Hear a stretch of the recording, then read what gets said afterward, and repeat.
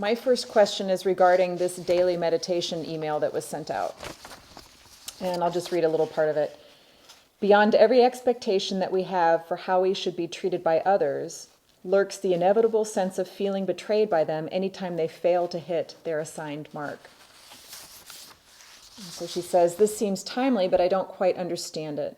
So when another person who I love and respect feels a way about me that does not hit the mark, am I to assume that I had the wrong impression of myself, or am I to look at myself and see if changes are needed? All of that and more.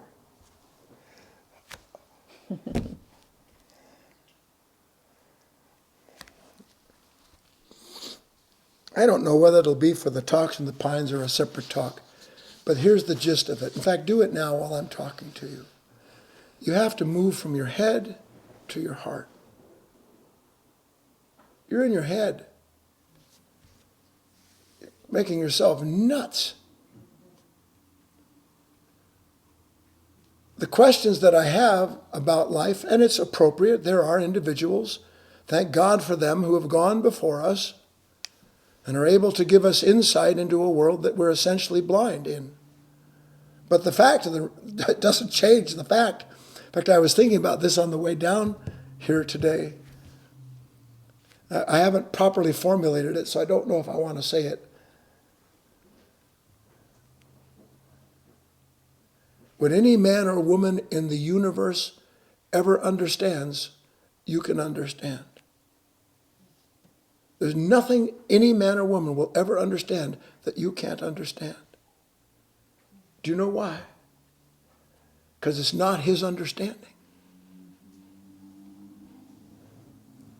Whatever wisdom there is a reflection of a divine intelligence, however it reflects and passes itself down through the various levels of creation. But nevertheless, it all begins with one, and a human being who is wiser than you is simply one who has moved closer to that wisdom. They're able to drink more freely from the stream than you are. But the stream is there for everybody.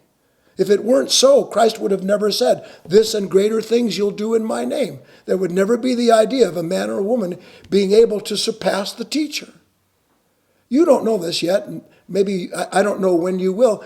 A true teacher waits and wishes for someone to come along and surpass him, because it opens the channel. So in this instance, the point simply is that here I have all these questions, and in the question itself, everything that you want to know is there.